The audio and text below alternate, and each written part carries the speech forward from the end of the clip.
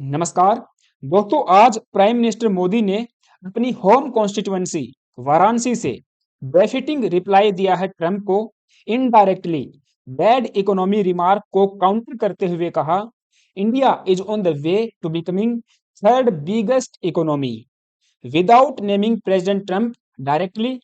Prime minister का जो statement है, it seemed to be veiled retort to the US president Trump's assertion कि India की economy dead हो गई है। प्राइम मिनिस्टर मोदी ने वाराणसी में एक पब्लिक मीटिंग को एड्रेस करते हुए इनडायरेक्टली अटैक एंड काउंटर किया है ट्रम्प के रिमार्क को एंड रीअफर्म किया है the resilience of our economy despite the global economic instability. Exactly PM Modi ji ने कहा, the world economy is facing instability and uncertainty. और ये कहीं ना कहीं सही भी है, जो कि आईएमएफ की recent world economic outlook report से जाहिर होता है, जिस पर हम आगे बात करेंगे। सो पीएम मोदी जी ने कहा, ग्लोबल इनस्टेबिलिटी एंड अनसर्टेनिटी के दौर में सभी देश केवल अपने खुद के हितों को बचाने में, खुद के हितों को प्रोटेक्ट करने पे फोकस कर रहे हैं। ऑब्वियस सी बात है, निशाने पे ट्रंप एंड यूएसए हैं, जिनको केवल अमेरिकन इंटरेस्ट दिखाई दे रहे हैं। दूसरा देश यदि अपने सभी प्रकार के सेक्टर्स को ओपन कर देगा, तो उस देश की लोकल इकोनॉमी, लोकल मार्केट पे क्या असर होगा, क्या इम्पैक्ट आएगा, इस बात से ट्रंप एंड अमेरिकन को कोई लेना देना नहीं है। और इंडिया का केस भी वैसे ही है। तो इंडिया अभी देखिए, इंडिया फ्रेजाइल इकोनॉमीज से बाहर आके टॉप 5 इकोनॉमीज का हिस्सा है एंड रैपिडली ग्रो करने वाली इकोनॉमी है। और जल्द ही विश्व की तीसरी बड़ी अर्थव्यवस्था भी हम बनने जा रहे हैं। प्राइम मिनिस्टर मोदी जी ने इन्हीं सब बातों को रीअफर्म किया है एंड आगे इन्होंने ये भी कहा है कि हमें हमेशा अलर्ट रहना पड़ेगा कि हमारे इकोनॉमिक प्रायोरिटीज को प्रायोरिटाइज करना होगा, खुद के हितों की जो है रक्षा करनी होगी।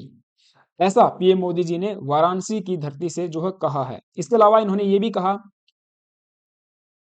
India must remain vigilant about it's economic interest. और खुद के इकोनॉमिक हितों की रक्षा के लिए हमें स्वदेशी प्रोडक्ट्स को अपनाना पड़ेगा, जो कि ट्रू सर्विस होगी टू द नेशन।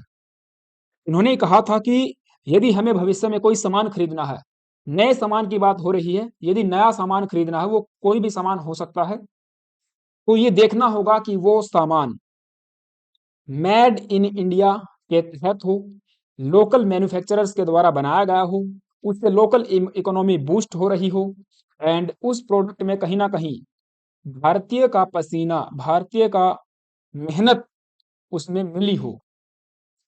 और इसके लिए हमारी सरकार भी वो सब प्रयास कर रही है जो देश के इंटरेस्ट के लिए बेस्ट हो। अवर government is doing everything it can in the best interest of the country. Those who want the best for the country and want to see India as the third biggest economy in the world, B it any political party, कोई political party हो सकती है, कोई individual हो सकता है, कोई group हो सकता है। अब यहाँ पे पॉलिटिकल पार्टी की बात हो रही है, तो इनडायरेक्टली कांग्रेस पार्टी की तरफ ये इशारा हो रहा है, क्योंकि राहुल गांधी जी ने उन ट्रंप के स्टेटमेंट्स को भगवान के स्टेटमेंट मान लिया है और ये स्वीकार कर लिया है कि इंडिया की इकोनॉमी डेड हो गई है। और इनफैक्ट उन्होंने तो ये तक कहा था कि हमें शुक्रिया अदा अदा करना चाहिए ट्रंप महोदय का, जिन्होंने फैक्ट्स दुनिया के सामने रखे हैं। खैर, हम सबको मिलके डिफरेंसेस को भुला के, डिफरेंसेस जितने भी हैं हमारे पॉलिटिकल डिफरेंसेस हैं, उन सबको साइड में करके एकजुट होके हमें स्वदेशी प्रोडक्ट्स को अपनाना पड़ेगा। ऐसा रेजोल्यूशन हमें लेके आना पड़ेगा, खुद के अंदर हमें दृढ़ निश्चय करना पड़ेगा जब हम सामान खरीदें। और ये होना भी चाहिए। कई बार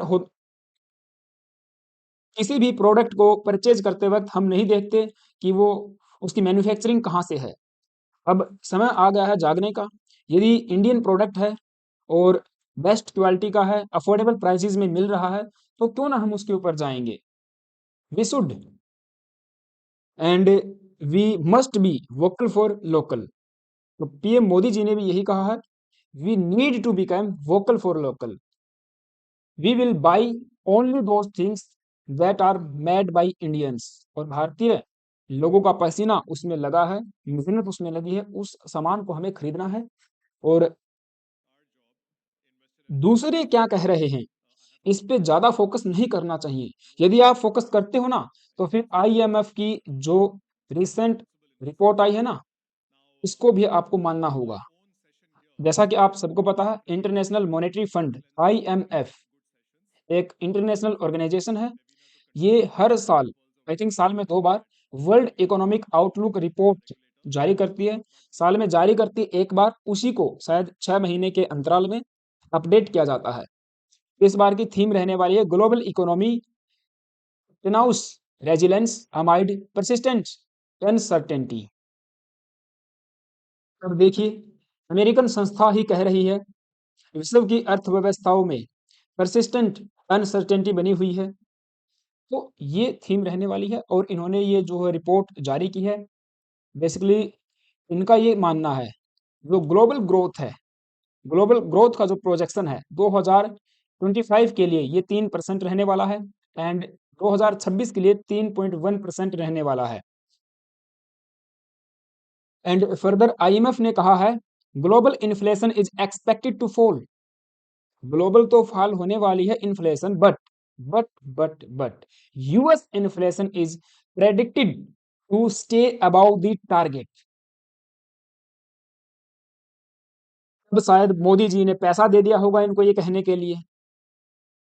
और ये क्यों हो रही है, इन्होंने कहा है देखिए, जो ग्रोथ प्रोजेक्ट की गई है, जो कम ग्रोथ प्रोजेक्ट की गई है, उसके पीछे का रीजन है potentially higher tariffs, elevated uncertainty and geopolitical tensions का बना रहना। इसीलिए आईएमएफ की पॉलिसी प्रायोरिटी रहेगी कॉन्फिडेंस को रिस्टोर करना, प्रिडिक्टेबिलिटी एंड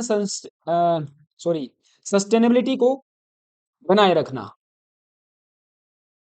और ये प्रोजेक्शन रिपोर्ट है, यहाँ पे आप देख पाओगे world economic outlook growth projection.